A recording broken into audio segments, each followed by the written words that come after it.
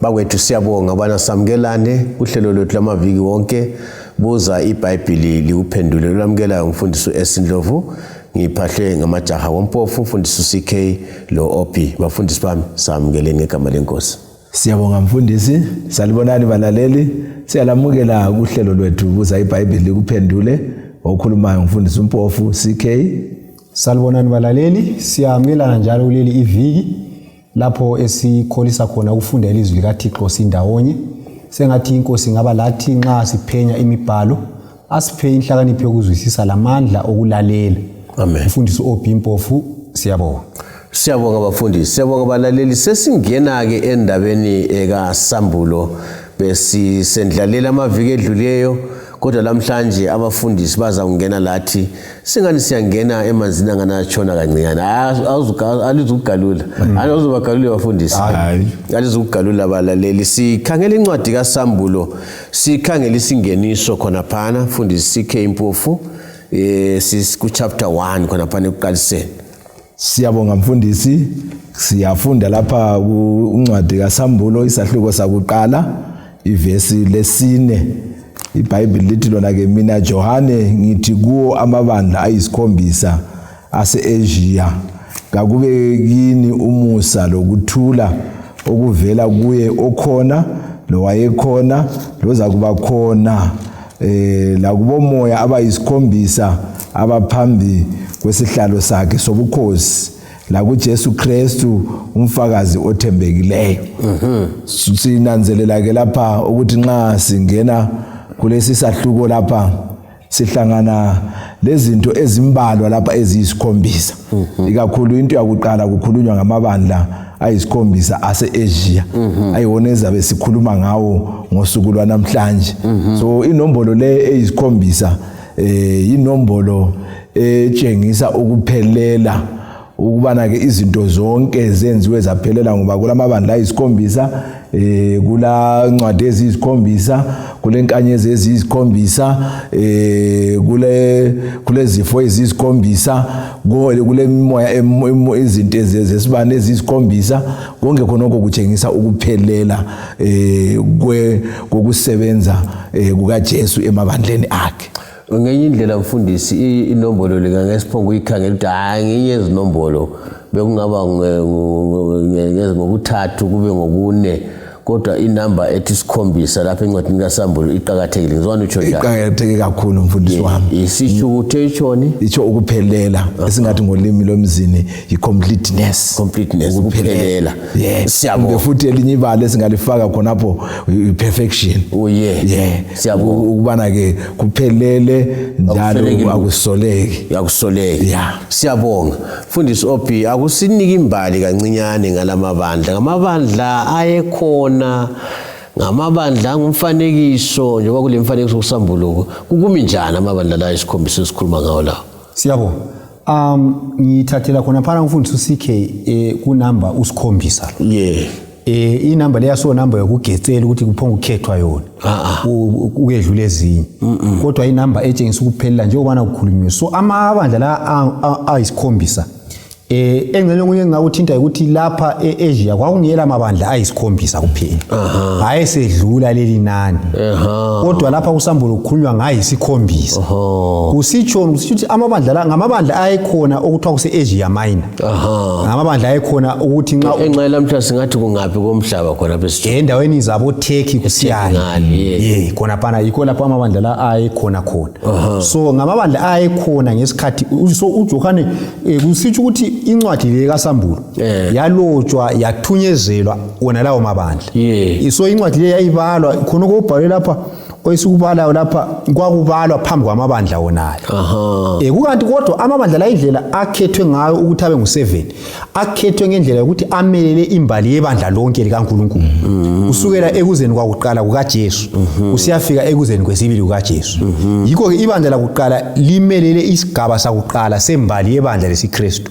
Ibandla lesikhombisa limelele ibandla lokucina embalini yebandla lesiKristu. Sithi ibandla lakuqala liqala ekuzeni kwakuqala kukaJesu. ibandla lesikhombisa liyakufikisa ekuzeni kwesibili kaJesu. So kusitsho ukuthi imbali yebandla yehlukaniswe yaba izigaba eziyisikhombisa kusukela ekuzeni kwakuqala kukaJesu kusiyafika ekuzeni kwesibili kwakhe, njengokubana limelwe ngamabandla ayisikhombisa. Ngesikhiwa singathi thina amabandla la ayisikhombisa amelele izigaba 7 periods of church history, izigaba ezingu7 zembali yebandla lesiKristu. Uzathola futhi ukuthi nxa usiya phambili ibizo lebandla linye ngalinye liveza isimilo sebandla elisimelayo. Ngezindlela ukuthi amagama la akaso magama aphongoba ngamagama, hayi ngamagama aphoselwa esiba ngumfanekiso ukuthi ibandla leso sikhathi lalinjani. So ibizo liveza isimilo sebandla. Mfundisi, ngifuna ukuthi abalaleli bakubambe kahle ukuthi uthi wena lezi ncwadi zazizincwadi, angithi ukhuluma kathesi nje labantu incwadi kazisekho njengakudala. Kunjalo. Kuqala incwadi yayibuya lapha eposti uyamkele ifaka istampa izofika. Kunjalo. Angazi sekhona yebo kodwa kusajaya kusavamanga. Kodwa mbona ngazathi ngendlela okubalisa ngayo yayincwadi ebuya sibili. Umuntu ayihambise ifike ibalwe phambi kwebandla. Mina ngikhumbula ubaba wayefunde kancinyane ngangimbalela incwadi zakhe. Athi bala uthini? Lanxa ebhala bhala uthi zincwadi sibili lanxa zimele izigaba ezehluke kodwa zazikhona amabandla lawo ayikhona embalini uyathola. Abafundi beBhayibheli bayahamba khona ngale kuTurkey besiyabona izindawo zona lezo. Akusichasisele mfundisi ukuthi omunye wathi ngeke ngakhuluma lawo sithi omunye wathi ayesemgwaqweni oqondileyo ukuthi kawuphambukuyele usiyadingela iye ngalo uphinde ubuye emgwaqweni. Kunjalo singathina ayekuma highway. So kwakungamabandla nxa ukufunda uzathola ukuthi uPaul nxa wayechumayela amanye amabandla la asungulwa nguPaul abanye abapostoli babe angikwazi ngesindebele kodwa babe hlakaniphile nxa ngobe ngaleyo ndlela iba lethi strategy ukuthi babe sakha amabandla endaweni ezingama highway okulula ukuthi abantu ukuhamba khona kunjalo ukuthi kuyabe kulabantu abaningi kuyeza ukuthi nxa abantu bebuya even belanda ukuzothengisa bahle bangene ebandleni bachunyayezwe. So abantu laba nxa sebephuma lapha sebebuyela endaweni zabo baphuma sebelevangeli akho ukuthokoza ibandla khona ekhatshana endaweni ekhatshana. So babe hlakaniphile yikho ke amabandla la ukuthi aye kuma highways esendaweni okulabantu abaningi khona. Kunjalo. Yake mbona even mfundisi ngakadluli khona bongakayi kuCK abanye even ukuthaye umhlangano weFort uthole bethokoza ezihlahleni khona ungelabantu babaleke bayegangeni ukuthi kanti bayangaphi khona lapho kuyabe kusilela inhlakanipho kubona ukuthi hayi ibandla kaliye lapho kulabantu endaweni engafinyelelwa ngabantu angidingela abantu phela. Kunjalo. Mfundisi CK kulegama elisetshenziswayo lapho nxa sifunda incwadi kaSambulo likhuluma ngoJesu njengezibulo kwabafileyo. Ungasichasisela ukuthi kutshoni khonokho? Siyabonga mfundisi, sizafunda eBhayibhelini lapha encwadini kaSambulo isahluko sona sana sakuqala ivesi ngelesihlanu. Sibese siyafunda njalo sisehla laphana kusahluko esifana nayo ku16 kusiya ku18 sithinte lencwadi yabaseKorinte bakuqala ngo15 ivesi ngelika 20. So uSambulo ngu1 ivesi ngelika 5 ithona ke la kuKristu ufakazi othembekileyo olizibulo kwabafileyo lombusi wamakhosi omhlaba kuye osithandayo lo wasikhulula ezonweni zethu ngegazi lakhe.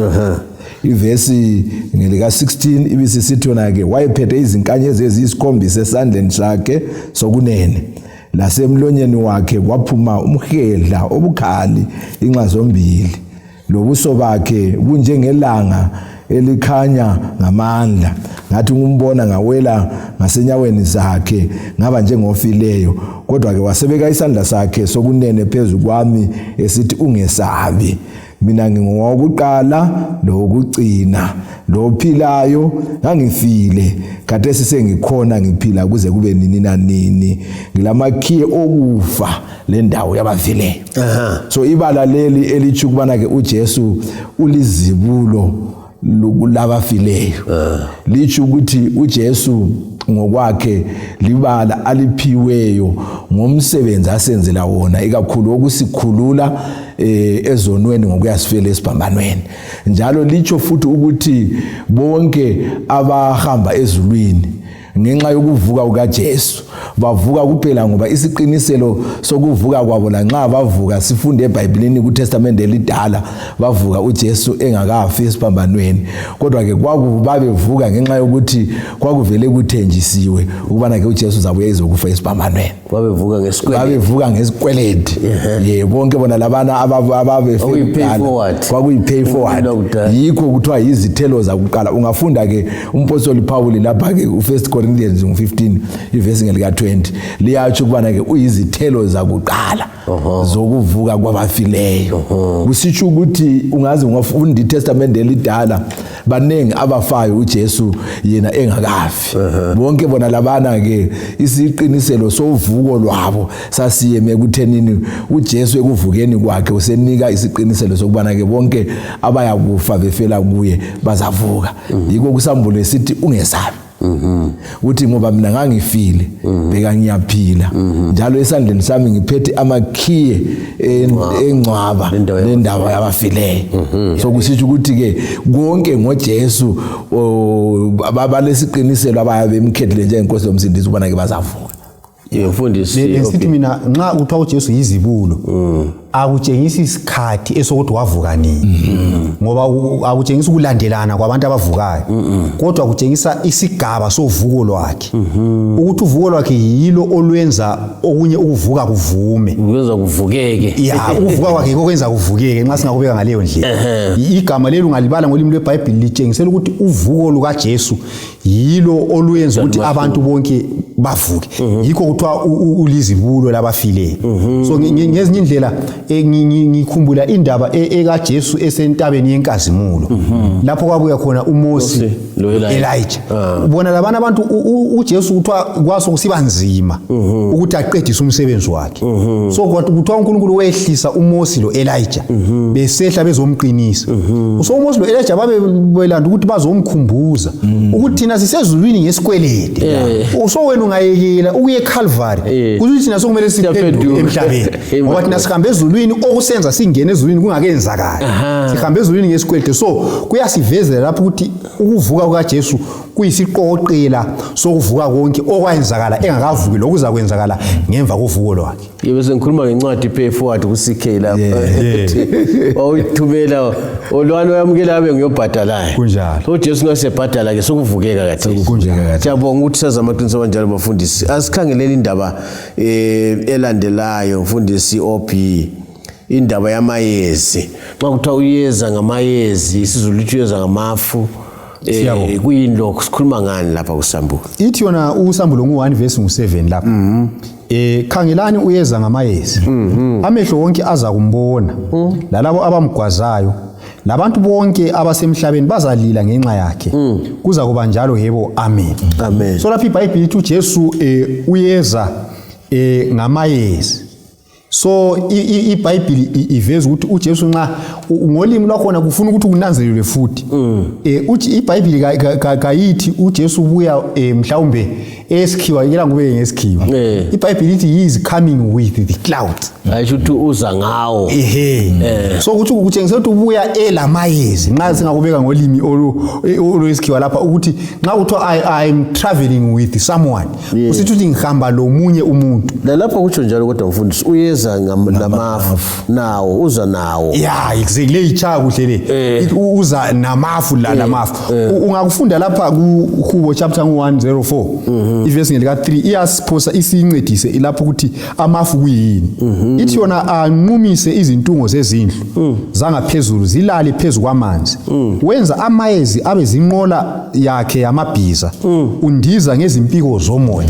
Lapho kuthiwa uJesu uyenza amayezi abe zinqola zakhe. Ungahamba futhi uyihlanganzelele umsebenzi ngu1 verse 8 usiya ku11 kuthiwa uJesu esesenyuka ngemva kokuza kwakhe kokuqala kuthiwa wangena eyezini. So lapha sifundani le iyasitshela ukuthi kuthiwa wenza amayezi abe zinqola zakhe.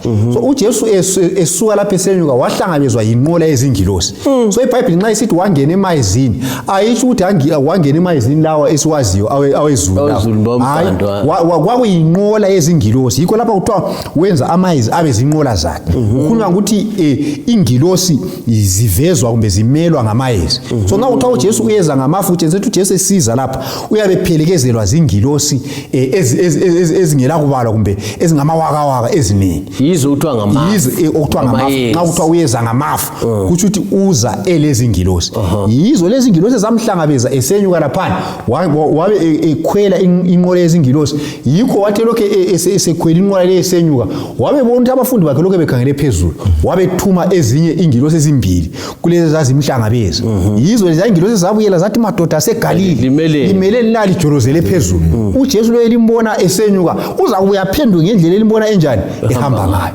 So uJesu esiza lapha uza elamawakawaka ezingilosi. Yizo lapho kuthiwa uza ngamafu, amafu amele izingilosi. Mfundisi singakakushi khona kulula kangakanani ngibona ngazathi uJesu uthi kuNikodima athi Nikodima ngutshela ngolimi lomhlaba kawuzwa. Maye ngakhuluma ngokwezulu uzakuzwa yini? Uzakuthini? Asila kufitshane bengqondo yini ngoba ukhuluma ngenqola kanti nengqondo nami ngicabanga inqola yamadonki. Isikotshikazi.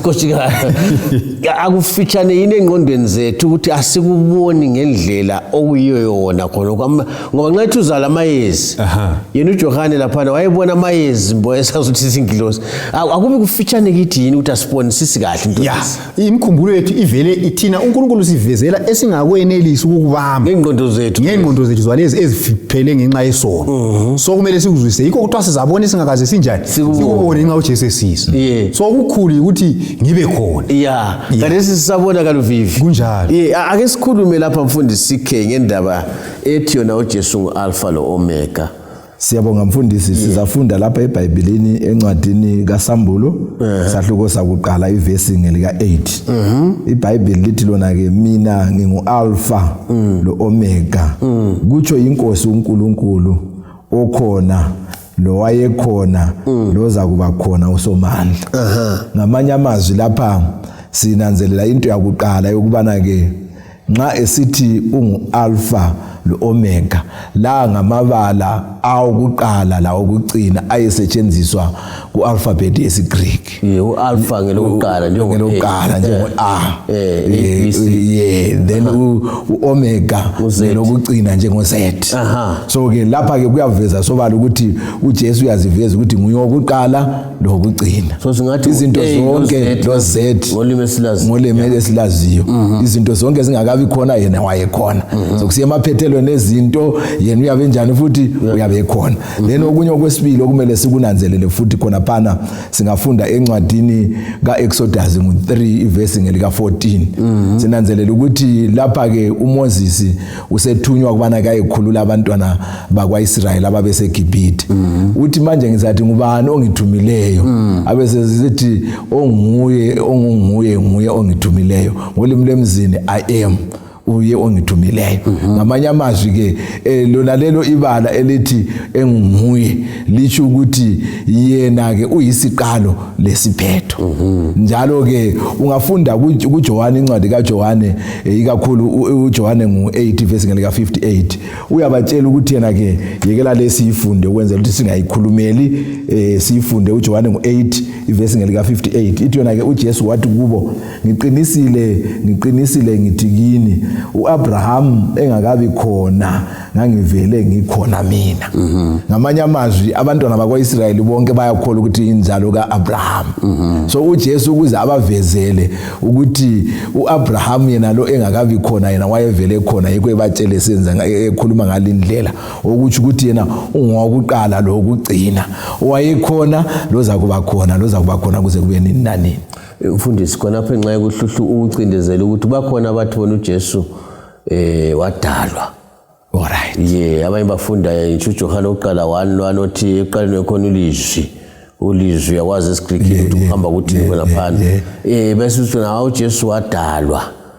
Kube la enye ethi yena ekhuluma ngenhlakanipho ukuthi Zaka 8. Wona lana amavesi bakhona abatolika bethi uJesu wazidalwa. Alright. Singabancedisa njani sime ukuthi mina nginguAlpha loOmega lakho ukuthi mina nginguye enginguye.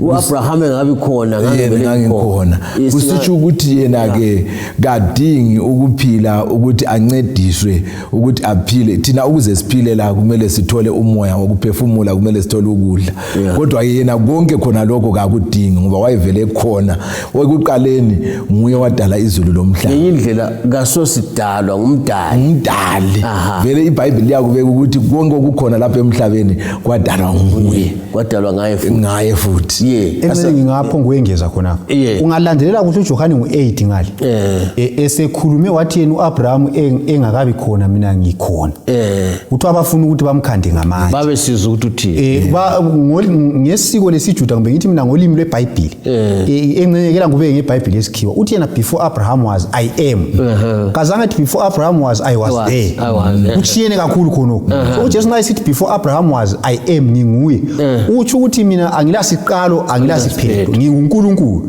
yikho amaJuda bafuna ukumkhanda ngamatshe ngoba bakuzwa kuhle ukuthi phela umuntu lo thina siyambona uyahamba lapha kodwa uthi siyabazi labazali bakhe labazali bakhe siyabazi kodwa yena wayesekhuluma esebuyele emuva ngale kuMose ukuthi umuntu wabona uMose ngalihlahla sibhebha wabona uMose yimi yena lwanu nginguye owakhuluma lo Mose yimi so kumele sikunanzelele ukuthi uJesu nguNkulunkulu ngokugcweleyo olempilo engabolekwayo kazange adalwe ngumuntu uzenza abe khona kala siqalo kala siphetho ukhona iphakade lonke siyabonga engxenye yesitshile lapha mfundisi nguJohane ngo18 lapha bezombopha uJesu uJesu uyabuza ukuthi lidinga ubani babe anto wayihamba babehamba loJudas abese sithi nginguye I am wayeseziveza ukuthi yena unguNkulunkulu iBhayibheli liyasitshela ukuthi ngenxa yokuthi waveza lokho ayikho khona bonke bawela phansi ngenxa yokuthi wayesezivezile ukuthi yena unenkazimulo yakhe yahle yavela khona phana so bonke bahle bawela phansi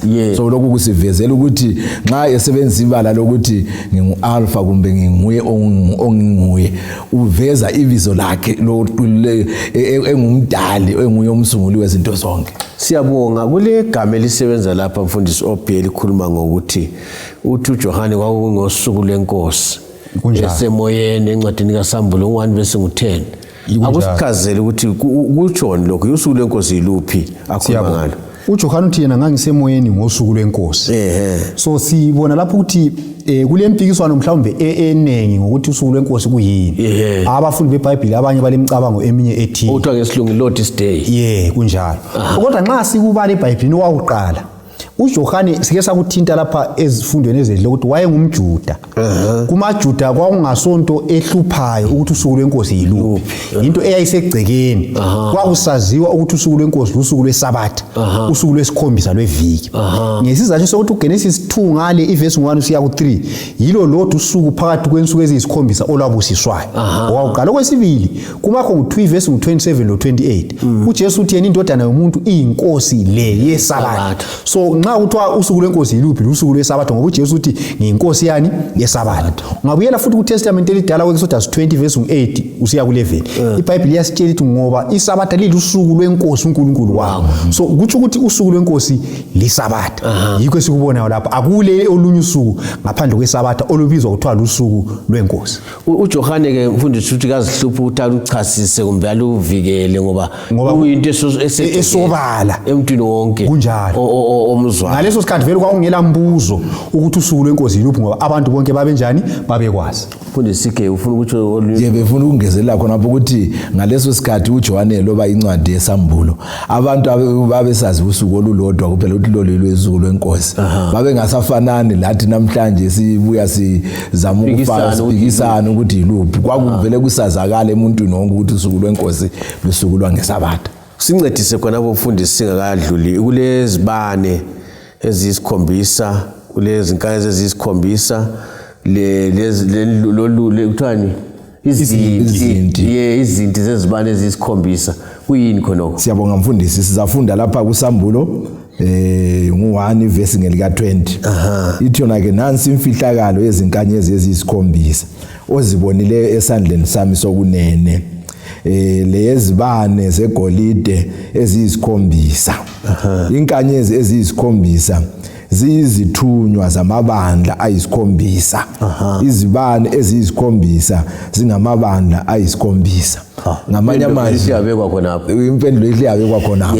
Ukubana ke nxa sikhuluma ngenkanyezi eziyisikhombisa izithunywa okungabathungameli bamabandla ezigabeni eziyisikhombisa lezi esizakhuluma ngazo. Nxa kukhulunywa njalo ngezibane lezi ezikhulunywa ngazo eziyisikhombisa kuthi ukuthi ke sokungamabandla uqobo lwawo ayisikhombisa. Izinti lezi ezizibane eziyisikhombisa. Kungani uJesu ehlupheka ngabathungameli bamabandla? Kungani kumele kuqanjwe kusambulo? Ngibona ngazani okwenza ukuthi baqanjwe kusambulo ukuthi yena nguye umthungameli obonakalayo ehamba phakathi kwamabandla ethungamela ewahola. So kuhle ukuthi labathungameli nxa bethungamela amabandla lawo yena kumele abe nguye obaqondisayo, abe nguye umlawuli wabo. Bayakwazi khonokho mfundisi? Kulesambulo mfundisi wami sibuzane ukuthi siyakwazini khonokho. Kulesambulo yikho sifunda ngalo. Ubana ke lize sifundisa ukuthi sibekwazi ukuthi kumele nxa sithungamela sibekwazi ukuthi silomthungameli onguye umnikazi onguJesu. Ngenye indlela thina singabafana belusa inkomo. Kakhulu. Umfana welusa inkomo uyathi azange ubone inkomo zami kodwa sizozakhe. Angakahlabe egangeni athenye sengihlaba. Imfundiso obhiyu ngathini indaba ethintayo le ukuthi uJesu hamba phakathi kwezinti zezibane njalo ngiyophetha izinkanyezi lezi singathini? Siyabonga. Lapha sinanzelela ukuthi ichurch kaso club yabantu abasemhlabeni. Nxa sikhuluma indaba yechurch kakuphelele emhlabeni. Ichurch ngumnakano ovela kuJesu. Ulomnikazi. Yikho uJesu useduze kakhulu. Nxa sisiya phambili siza kuthinta ukuthi vele abathungameli laba inkanyezi lezi kuthiwa zisezandleni ziphakathi kwesandla sakho. Sithi ukuthi uJesu abathungameli laba babanjwe nguye. So ibandla leli kasozaliyeke lingena iganga ekhangele ngoba ngelakhe nguyolawula abathungameli. Kuhle ke ebathungameleni ukuthi sonke sinanzelele ukuthi sibanjiswe singabafana benkomo. Sinanzelele ukuthi umdala uzabuza ngenkomo zakhe. Kumele indlela esiziphatha ngayo kwesinye isikhathi abafana enkomeni babe lenduku babe chaya abanye beqamula impondo. Kumele sinanzelele ukuthi asiqamuli impondo inkomo zikamdala. Njalo kunye sikubona futhi usibona umdala uthiwa uyahamba phakathi kwezinto eziyisikhombisa ukuthi kahlalanga uyahamba useduze kakhulu useduze ufuna ukubona ukuthi kwenzakalani ngoba uyalangatha ngokuthi ibandla lakhe liphumelele. Siyabonga abafundisi, isikhathi sesingani silomhawo. Balaleli siqala khonapho indaba kaSambulo isahluko sokuqala incwadi eya emabandleni ayisikhombisa. Abafundisi basendlaleli imfanekiso ethize iyo esilayo lapha esivezelayo ukuthi kutshoni ngemfanekiso ekhulunywa lapha. Ngithemba ukuthi indaba esinambithayo lathi silalele ngemakhaya. Incwadi kaSambulo lingaze layesaba. Incwadi emnandi walisizwa bana siyazitika kiyo, siyakholisa kuyo. Asihlanganeni kuvikelizayo ngesikhathi esifana nayo endaweni efana nayo. Inkosi belani size sihlangane njalo. Siyabonga.